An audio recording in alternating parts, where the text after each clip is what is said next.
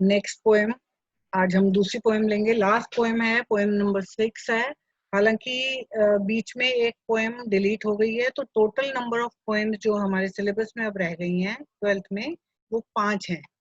तो ये poem number 6 book में थी पहले।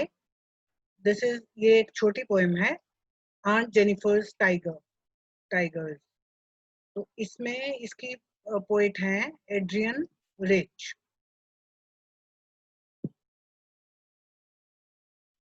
छोटी सी पोएम है ये। अब टाइटल से अगर हम देखें तो आंट जेनिफर के टाइगर्स। अब टाइटल से हो सकता है आप लोग सोचें कि आंट जेनिफर ने कोई टाइगर्स को पेट रखा हुआ है। नहीं, ऐसा नहीं है। अभी हम पोएम पढ़ेंगे तो क्लियर होगा कि आंट जेनिफर के कौन से टाइगर्स की बात हो रही है। She is not keeping any pets. अब देखते हैं, पढ़ते हैं पहले और फिर समझेंगे। Aunt Jennifer's tigers prance across a screen.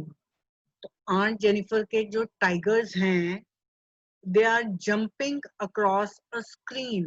Screen मतलब एक कपड़े की स्क्रीन। कपड़े की स्क्रीन पर वो जंप कर रहे हैं। अब यहाँ से थोड़ा सा आइडिया हमें लग सकता है। कपड़े पर जंप कर रहे हैं, दैट मीन्स कि आंट जेनिफर या तो उन्हें पेंट कर रही हैं या एम्ब्रॉयडरी कर रही हैं। अब ये भी हम अभी नहीं क्लियर करेंगे, अभी हम जैसे पढ़ेंगे तब क्लियर होगा अपने आप। हम जज करें, अभी हम इसको सस्पेंस में रखते हैं।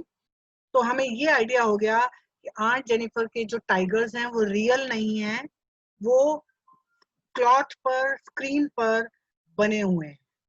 अब आगे पढ़ते हैं। अब वो पहले टाइगर्स को डिस्क्राइब कर रहे हैं poet. Bright topaz denizens of a world of green. Bright हैं वो टाइगर्स, बहुत ब्राइटली कलर्ड हैं। टोपैज, टोपैज मतलब topaz is a stone. Topaz एक स्टोन होता है येलो कलर का। तो वो टाइगर्स जो बना रही है आंट जेनिफर, वो येलो कलर की बना रही है, ब्राइट येलो कलर के। Denizens of a world of green. अब ये टाइगर्स के बारे में बताया गया है कि वो denizens means natives, natives means निवासी, कहाँ के रहने वाले। कहाँ रहते हैं टाइगर्स? जंगल में रहते हैं। वर्ल्ड ऑफ ग्रीन, तो जंगल, world of green means forest. तो bright topaz denizens of world of green, ये सारी खूबियां टाइगर्स के बारे में हैं कि वो ब्राइट हैं, येलो कलर्ड बनाए हैं उन्होंने, और वो कहाँ के निवासी हैं? फॉरेस्ट के निवासी हैं। They do not fear the man beneath the tree. Tigers जो हैं, यहाँ पे ब्रेवरी, उनकी ब्रेवरी की बात हो रही है, उनकी बहादुरी की बात हो रही है। वो किसी से नहीं डरते हैं, वो ह्यूमन से भी नहीं डरते हैं। They pace in sleek chivalric certainty. They pace, pace means run very fast, बहुत तेज भागते हैं। In sleek, sleek means smart. chivalric, chivalric is again बहादुरी। chivalry is बहादुरी और chivalric is the quality of bravery. तो वो एक बड़ी स्मार्ट और बहादुरी वाली सर्टेनिटी, सर्टेनिटी मीन्स यहाँ पे कॉन्फिडेंस, एक बहादुरी का उनमें कॉन्फिडेंस होता है टाइगर्स में। तो वो अब जो आंट जो टाइगर्स बना रही है, जिस तरह के टाइगर्स की पिक्चर बना रही है, उसमें वो भागते हुए नजर आ रहे हैं, भागते हुए टाइगर्स हैं। और किस तरह से भाग रहे हैं, वो इतने सुंदर बना रही हैं कि उनका कॉन्फिडेंस उस पिक्चर में भी दिख रहा है, कि उनकी बहादुरी और उनका कॉन्फिडेंस उसमें दिख रहा है। Next, Aunt Jennifer's fingers fluttering through her wool find even the ivory needle hard to pull. अब यहाँ से हमें क्लियर होगा कि आंट जेनिफर जो टाइगर्स बना रही हैं वो किस तरह के हैं। आंट जेनिफर्स की जो उंगलियां हैं, fingers, they are fluttering. Fluttering means trembling, मतलब कांप रही हैं। थ्रू हर वूल, वूल मतलब ऊन, ऊन को पकड़ते हुए उनकी उंगलियां जो हैं वो कांप रही हैं। और इतना कांप रही हैं उनकी उंगलियां कि they find even the ivory needle hard to पुल।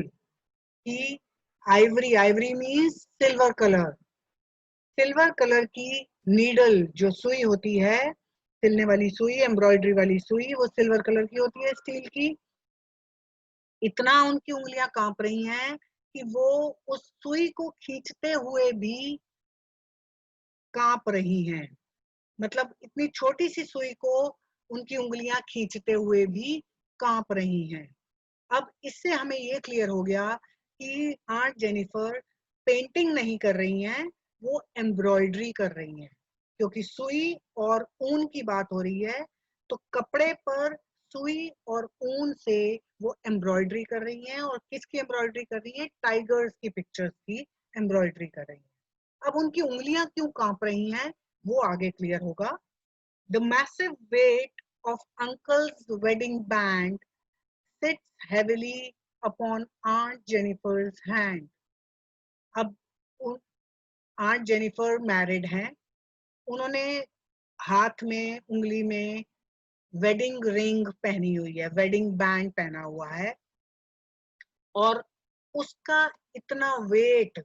अब वो जरूरी नहीं है कि फिजिकल वेट हो, जरूरी नहीं है कि रिंग इतनी बड़ी हो कि वो भारी हो रही है। एक्चुअल में this is all symbolic. Symbolic mean symbol की तरह यूज किया गया है कि उनके मन पर, उनके दिमाग पर जो उनके हस्बैंड हैं और उनकी शादी, उसका बहुत ही ज्यादा बोझ है उनके मन पर। क्योंकि she is in a unmarried wedding, she is having, sorry unmarried नहीं, अनहैप्पी, अनहैप्पी वेडिंग।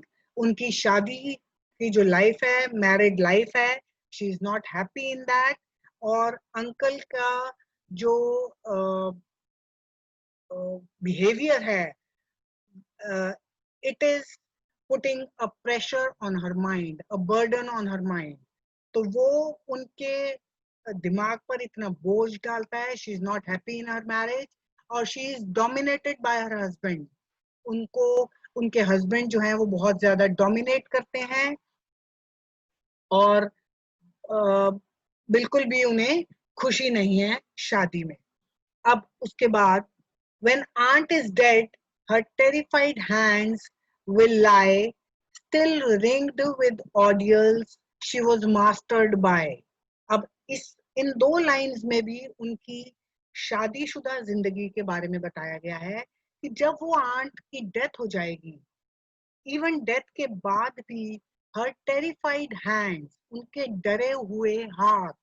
मतलब हाथ कैसे डरे होते हैं? मतलब इतना डर है उनके अंदर अपने हस्बैंड का, उनकी शादी का, कि वो उनके हाथों पर फिर भी दिखेगा। Maybe she has been tortured also. तो उनके जो टेरिफाइड डरे हुए हाथ हैं, they will lie still ringed with ordeals she was mastered by. Ordeals होते हैं स्ट्रगल्स, तकलीफें, दुख तकलीफें जो उन्होंने फेस करी हैं अपनी शादीशुदा जिंदगी में, उनके निशान उनके हाथों पर हैं। बहुत ज्यादा उन्होंने अनहैप्पीनेस फेस की है अपनी शादी में।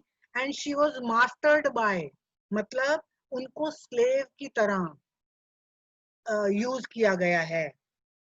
उनके हस्बैंड मास्टर की तरह, मतलब मालिक की तरह बिहेव करते हैं उनके साथ, और उनको गुलाम की तरह रखते हैं। तो she is not at all happy in her marriage, and her husband is very dominating. और लास्ट लाइंस हैं, the tigers in the panel that she made will go on prancing proud and unafraid. लेकिन वो कह रहे हैं कि aunt की death हो जाएगी, आंट चली जाएंगी इस दुनिया से, लेकिन फिर भी जो टाइगर्स वो बना रही हैं, वो किस तरह के टाइगर्स बना रही हैं? prancing, dancing, jumping. मतलब this is a symbol of liberty, freedom. कि जो टाइगर्स हैं वो टोटली फ्री हैं, बिल्कुल आजाद हैं। बिल्कुल ऑपोजिट है आंट जेनिफर से। आंट जेनिफर एक गुलाम की जिंदगी बिता रही हैं, लेकिन वो जो टाइगर्स बना रही हैं वो आजाद बना रही हैं। उसके अलावा किस तरह के टाइगर्स बना रही हैं? प्राउड, प्राउड मतलब गर्व, जिनको गर्व है अपने आप पर, एंड अनअफ्रेड, जो किसी से नहीं डरते। एक्चुअल में ये सारी फीलिंग्स आंट के मन में कहीं दबी हुई हैं। वो चाहती हैं फ्री होना, वो चाहती हैं आजादी से इधर उधर घूमना, वो चाहती हैं किसी से ना डरें।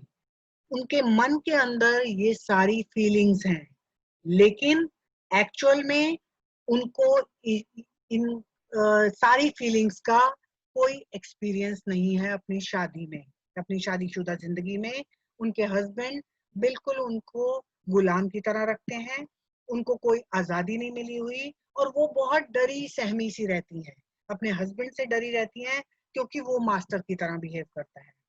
तो एक तरह से आंट जेनिफर अपने अंदर के भाव, अंदर की फीलिंग्स को अपनी आर्ट में, अपनी कला में, जो उनकी एम्ब्रॉयडरी की कला है, उसमें वो एक्सप्रेस कर रही हैं। हम वैसे भी देखते हैं, ज्यादातर हम कहते हैं कोई भी आर्टिस्ट होता है वो अपने मन के भाव को अपनी कला में उतारता है। कोई पेंटर होता है, जो वो मन से उसकी फीलिंग्स होती हैं वो पेंटिंग बनाते हैं। इसी तरह आंट जेनिफर जो है, जो उनके मन में फीलिंग्स हैं असल में, आजादी की, अ, बहादुरी की, फ्रीडम की और लिबर्टी की, ये सारी फीलिंग्स जो हैं वो उन्होंने एक तरह से अपने स्क्रीन पर, एक कपड़े पर एम्ब्रॉयडरी के रूप में टाइगर्स बनाकर, टाइगर्स भी इसीलिए उन्होंने चूज किए क्योंकि टाइगर एक ऐसा जानवर है जो किसी से नहीं डरता, जंगल का राजा होता है एक तरह से कह सकते हैं हम। तो वो इसी तरह बनना चाहती हैं आंट जेनिफर। एक्चुअल में वो बहादुर बनना चाहती हैं, वो किसी से नहीं डरना चाहती हैं और फ्री होना चाहती हैं, लेकिन उनकी जिंदगी में इस तरह की कोई भी फीलिंग नहीं है। तो वो अपने अंदर के भाव को उसमें अपनी कला के द्वारा एक्सप्रेस कर रही हैं, ताकि वो चली भी जाएंगी इस दुनिया से, फिर भी उनके जो टाइगर्स हैं, उनकी जो फीलिंग्स हैं, वो रहेंगी हमेशा उनकी एम्ब्रॉयडरी के रूप में। Okay, thank you.